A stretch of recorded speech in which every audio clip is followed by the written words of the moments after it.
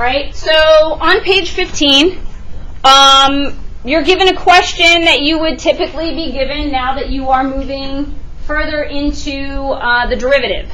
So here it says, find an equation of the tangent line to the curve. Well, this should be familiar to you because we've said this multiple times. So if we have to find an equation of the tangent line, what should I be thinking automatically? Say again? The derivative, and what else? How am I going to write the equation? Point slope? Okay, so it's y minus y sub 1 is equal to m times x minus x sub 1. This right here is our slope, which is also our derivative. Correct? At a given value. Okay, so underneath there's a note. I kind of want to get rid of that because you're not going to be given something like that in the homework or on a quiz. But remember in the previous problem that I did that was, it had that crazy quotient and then we had a complex fraction in there? And I asked, do you need to simplify it? What are we ultimately using it for? We're using it to find the slope. So even though this might come out to some crazy fraction, you don't need to simplify it because we're only using the derivative for the slope. Agree? Okay, so in order to write the equation of the tangent line, we need a slope and a point. We're halfway to the point. How would I find the other half? All I heard was plug it in. What does that mean? Plug x in to find y. Okay, and our x value is 4. So we're going to evaluate first f of 4. So I'm going to do it right here. F of 4 is equal to, what's the square root of 4? 2 over 4 plus 1 is, so this is my y value. Everyone see what we just did? So now we have an x and a y, and we need a slope. How do we get the slope? Take the derivative. Okay, so f of x is right here. Let's use our little table. I'll do it right here so that we save some room. Okay, so we're going to say f is equal to the square root of x. G is equal to x plus 1. What's f prime? 1 over 2 square root of x. And then g prime is, okay, everybody good so far? Okay, let's put all this stuff together. We've got f prime of x is equal to, since this is a quotient, it's f prime times g. Okay, so this is 1 over 2 square root of x times x plus 1 minus f g prime. Well, that's nice and easy, right? So it's the square root of x. And this is all over g squared, which is x plus 1 squared. Okay, remember how I said it was going to get kind of messy looking? That's kind of complicated, but it doesn't matter. Why? Okay, it is the equation to find the slope. And we want to find the slope where? At 4. So what is that telling me to do?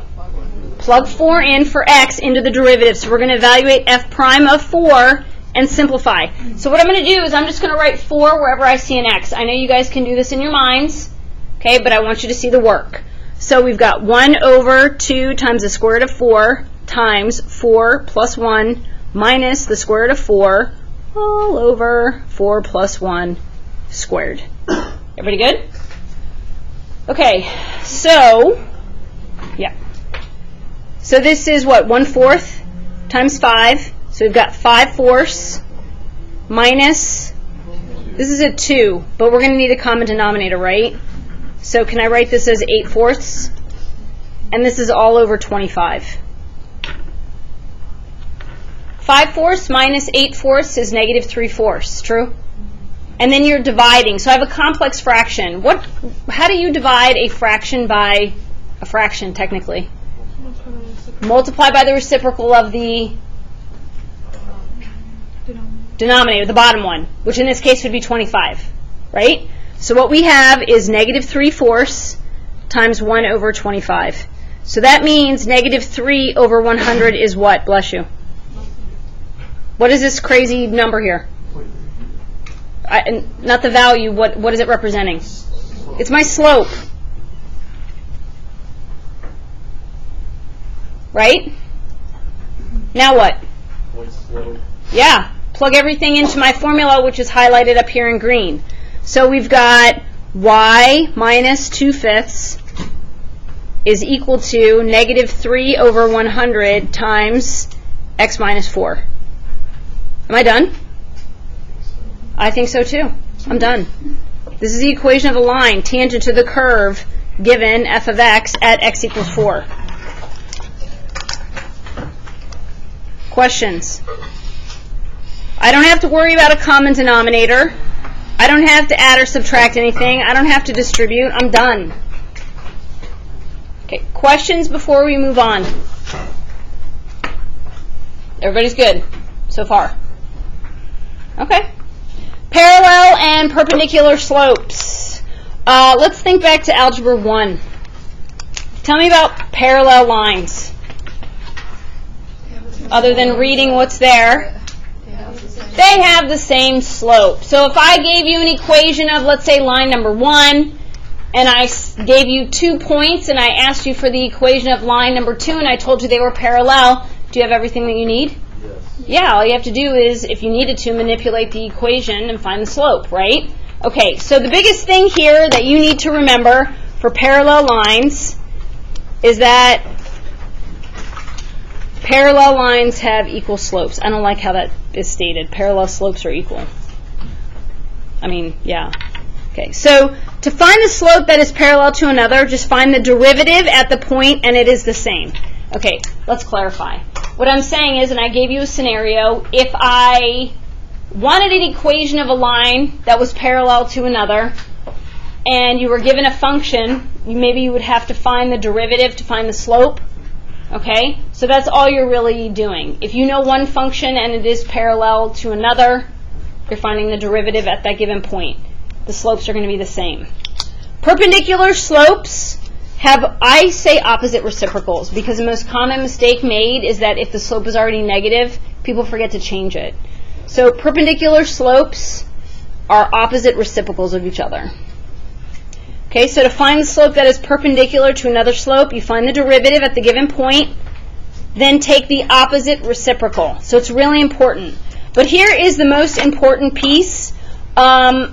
You are rarely going to see, maybe in the notes or sometimes in the homework, you're going to see that the slopes are perpendicular, but they're going to use a different term or different terminology. Synonyms for perpendicular are normal or orthogonal. A lot of times you'll see the word normal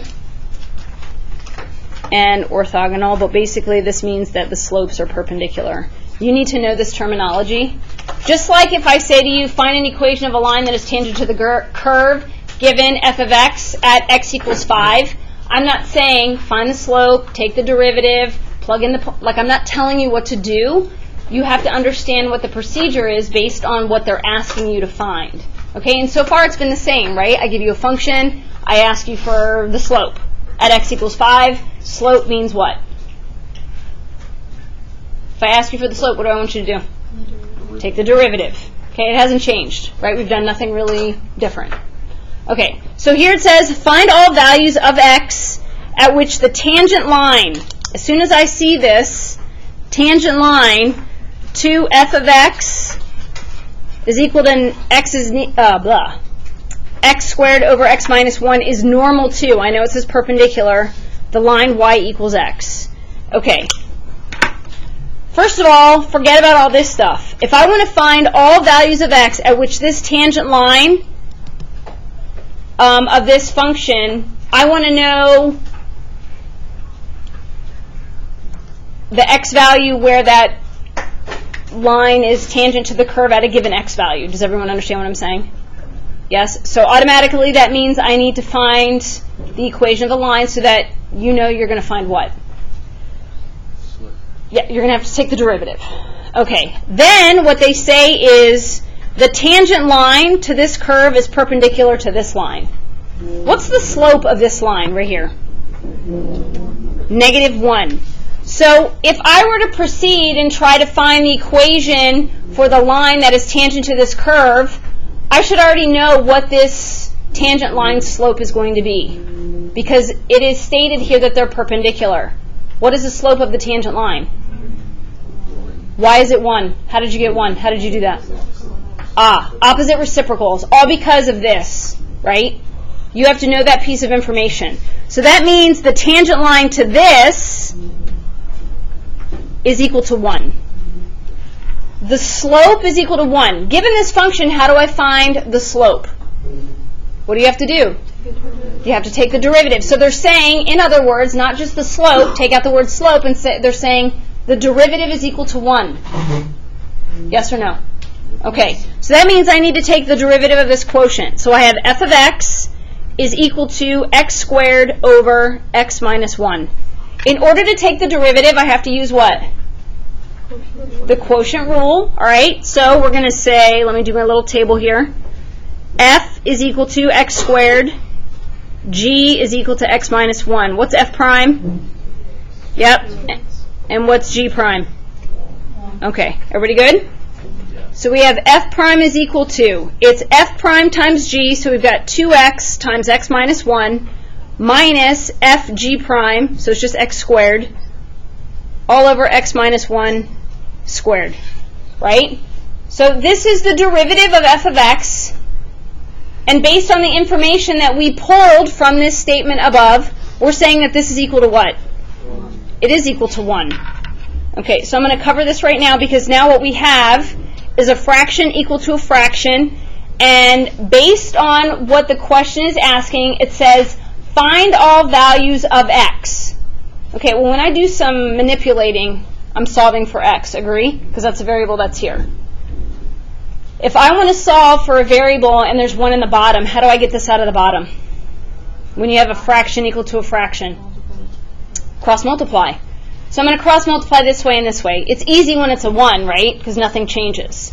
So I'm going to distribute here 2x squared minus 2x minus x squared is equal to, and FOIL this out, x squared minus 2x plus 1. That gets everything from the denominator to the numerator. Did I lose you, Jay? Or are you good? Talk to me, Goose. I'll figure it out. Nah. Well, tell me. I was just looking at the f prime, and then... Okay, so I covered this up because really, we found the derivative. Check? Yeah. And then earlier we said that the derivative, which is the same thing as the slope, is equal to 1. So I set this derivative equal to 1.